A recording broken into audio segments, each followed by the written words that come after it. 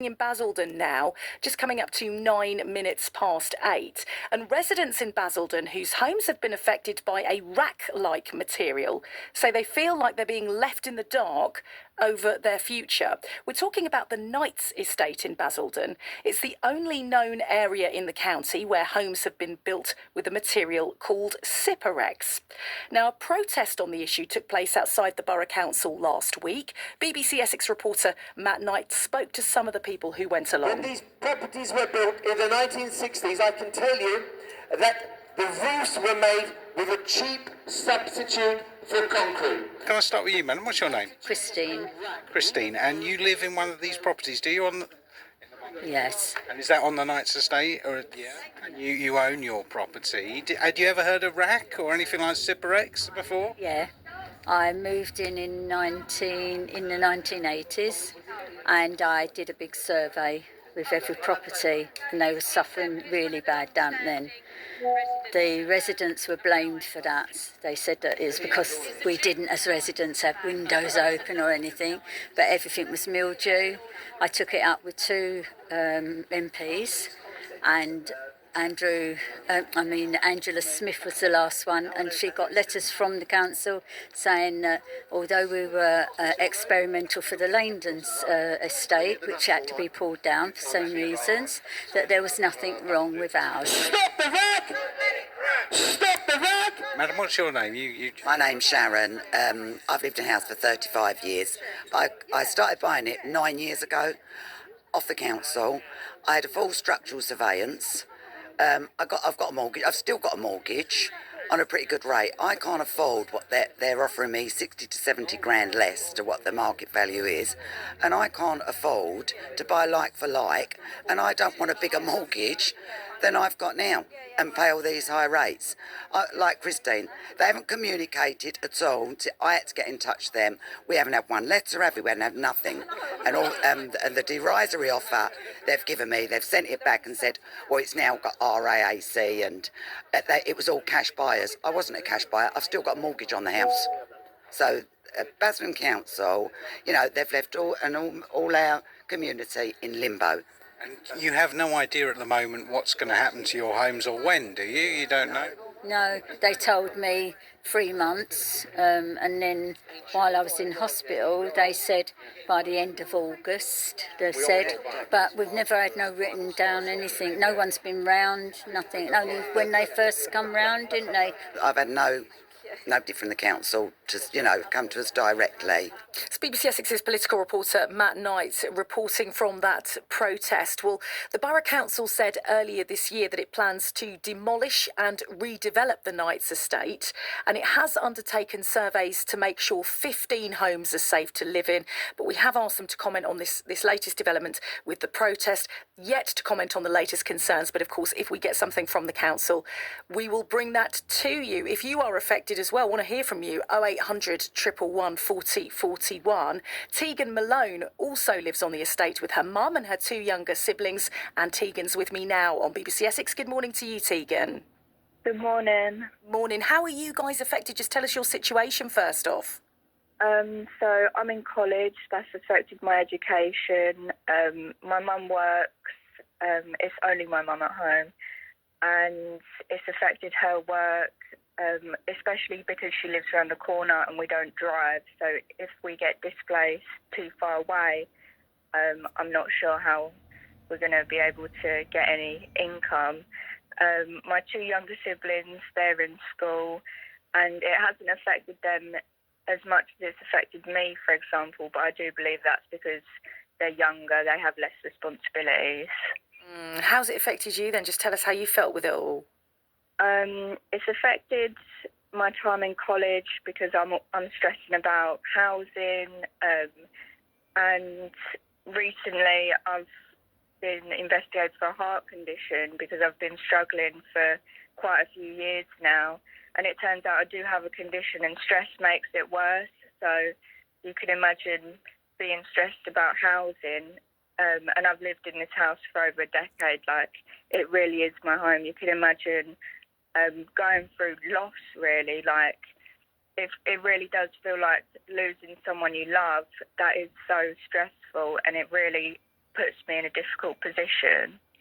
Yeah, it's the uncertainty as well, isn't it, Teagan, when you don't quite know what the alternative looks like, so you can't really plan or prepare yourself if you don't really know what's going to happen, can you?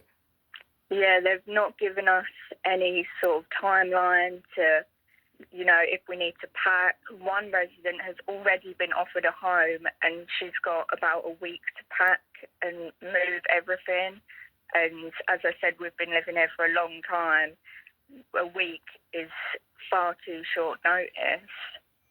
So what have you been told in terms of what you've got to do with where you live now? What do you know about what you've got to do, just that you've got to move out? Basically, yeah, we've just got to wait for the council to contact us. But to me, and I guess to a lot of other residents, that's just not good enough.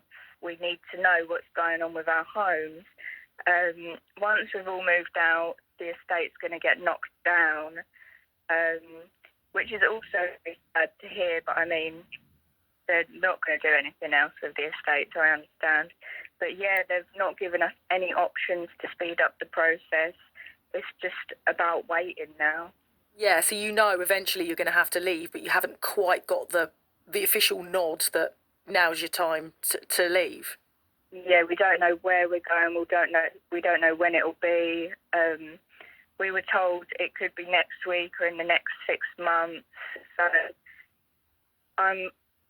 even if we knew what we were supposed to be doing, I'd still be treading very lightly because anything can change at any moment. Like, the postman could come now and bring in a letter that says, "We've found your property."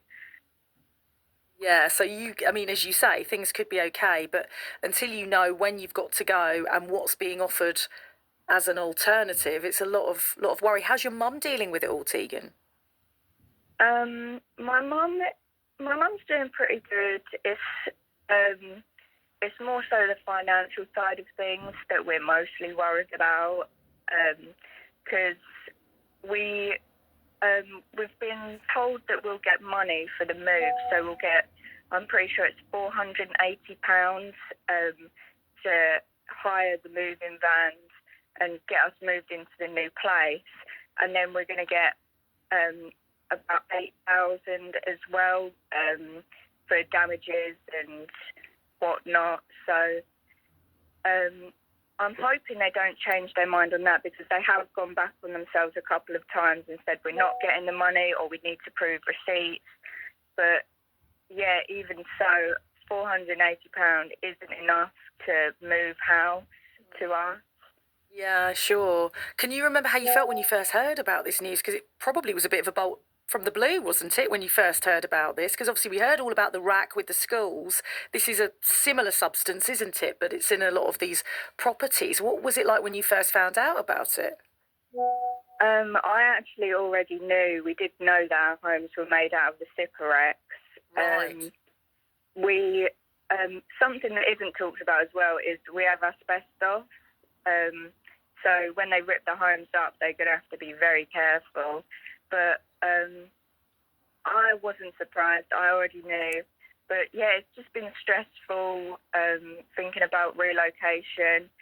And I've been dealing with the loss of it as well. Like I said, it feels like losing someone you love. Like we've put so much love into this home that losing it and it just getting torn down, it really broke my heart for a very long time, and I was really upset about it. Yeah, but I suppose at the same time you don't want to live somewhere that might not be safe for you to live in. But I know what you mean. It's difficult to take, to look at the property when you've got so many memories there as well. Yeah, like we have pets buried in the garden, and we have pets now, and like even to the point the walls are decorated and I'll miss it, Yeah.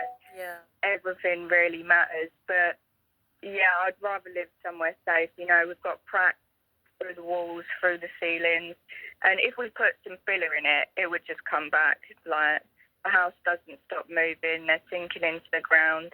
And the night surgery, the roof collapsed there, so I really wouldn't be surprised if someone's house did fall down, even though that's really bad to say, but really that's how bad it is.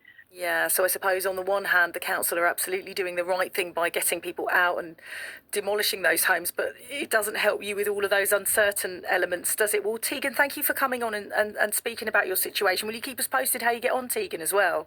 Yeah, I will. Thank you for having me. You're welcome, and thank you for coming on and just telling us a bit about the situation from your perspective. And I hope you do get some of that certainty and some of the answers to the questions that you have as well. That's Teagan, who lives with her mum and younger siblings in one of the affected properties. If you are affected by this as well, do get in touch.